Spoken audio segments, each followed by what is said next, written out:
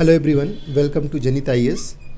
ऋग्वैदिक काल से रिलेटेड आइए क्वेश्चंस को हम लोग आगे और डिस्कस करते हैं। अब तक हम लोग 30 क्वेश्चंस डिस्कस कर चुके हैं। उसके आगे के क्वेश्चंस इस सीरीज़ में हम देखेंगे, इस अंक में देखेंगे। और बाकी प्रीवियस क्लास में मैंने आपके साथ लगभग 40 के आसपास पॉइंट्स डिस्कस किए हैं, जो ऋग्वैदिक काल के महत्वपूर्ण जितने कॉन्सेप्ट हो सकते हैं उन सबको एक साथ डिस्कस कर दिया गया है। अब आइए देखिए क्वेश्चंस को आप कैसे हैंडल करेंगे। जैसे ऋग्वैदिक काल में पुर शब्द का क्या अर्थ था, ये पुर क्या था? तो ये नगर था, किला था, गांव था या राज्य था, है ना? तो क्या था पुर? इसको किला। पुर क्या हुआ करते थे? किला। ठीक है। ऋग्वेद में पुर शब्द का प्रयोग किलों के लिए किया गया है। इन किलों का उपयोग सुरक्षा के लिए किया जाता था। इंद्र को पुरंदर कहा गया है, जिसका अर्थ होता है किलों को नष्ट करने वाला। इससे स्पष्ट होता है कि उस समय जनजातीय संघर्ष होते थे और सुरक्षा के लिए किलों का निर्माण किया जाता था। ठीक है, सुरक्षा के लिए बड़े बड़े किले बना लिए जाते थे। ऋग्वैदिक काल में पुरंदर किसे कहा गया है? तो अग्नि है, इंद्र है, वरुण है, सोम है, इंद्र को। इंद्र कौन है? पुरंदर। ठीक है, इसका अर्थ है किलों को नष्ट करने वाला। इंद्र को युद्ध का देवता माना गया है। उन्हें शत्रुओं के किलों को नष्ट किया है उन्होंने।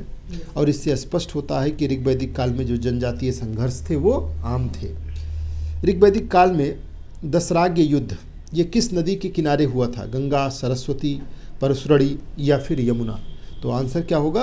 परशुरणी यानी रावी नदी। इसको नाम क्या दिया गया है? परशुरणी मतलब रावी नदी।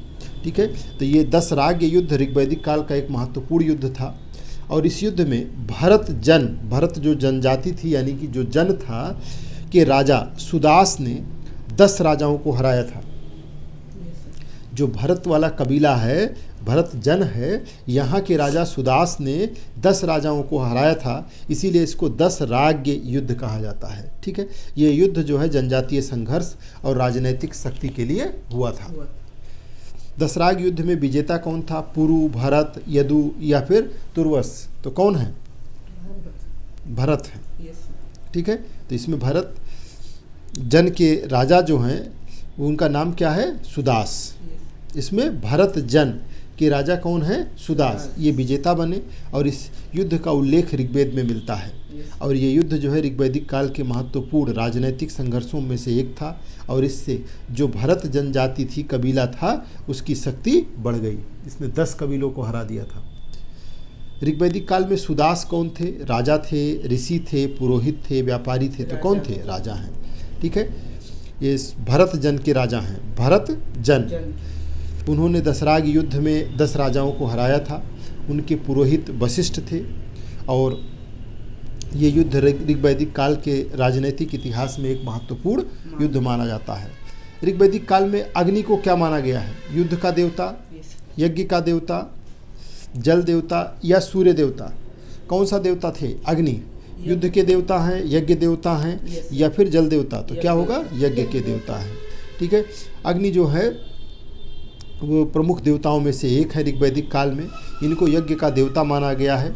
यज्ञ के माध्यम से देवताओं तक ये संदेश पहुंचाया जाता था। ठीक है, और अग्नि देवताओं और मनुष्यों के बीच में एक मध्यस्थ के रूप में माना जाता था कि एक बीच में मध्यस्थ के रूप में काम करते हैं। तो अग्नि का अपना एक महत्व था। अग्नि से मनुष्य शुरू से सुरक्षित महसूस करता था, भोजन पका के खाता था। आग वो व्यवस्था रही होगी जिससे वो हर तरीके जहाँ जाता था, निवास करना चाहता था, वहाँ सब साफ सफाई कर लेता रहा होगा, है ना? वरुण किसके देवता थे? जल, युद्ध, अग्नि, सूर्य। तो वरुण को माना गया है नैतिक व्यवस्था और जल का। वरुण को जल और नैतिक व्यवस्था का देवता माना गया है। इन्हें ऋत यानी नैतिक व्यवस्था का रक्षक माना जाता है। वरुण देवता न्यायप्रिय माने जाते हैं।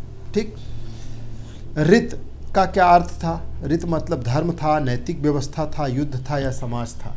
तो ऋत मतलब नैतिक व्यवस्था थी। ठीक है, प्राकृतिक और नैतिक व्यवस्था का इनको सूत्रधार माना गया है। वरुण को ऋत का रक्षक माना गया है और ये वैदिक धर्म का एक महत्वपूर्ण सिद्धांत है। सोम, ऋग्वैदिक काल में सोम का संबंध किससे था? युद्ध है, पेय पदार्थ है, कृषि है, व्यापार है। तो पेय पदार्थ है यस सर। ठीक है। Yes sir. सोम रस धार्मिक पेय था, इसका उपयोग यज्ञों में किया जाता था। सोम देवता भी थे, ठीक है ना। Yes sir. ऋग्वैदिक काल में विश्वामित्र कौन थे? राजा थे, ऋषि थे, व्यापारी थे, सैनिक थे? कौन थे? ऋषि।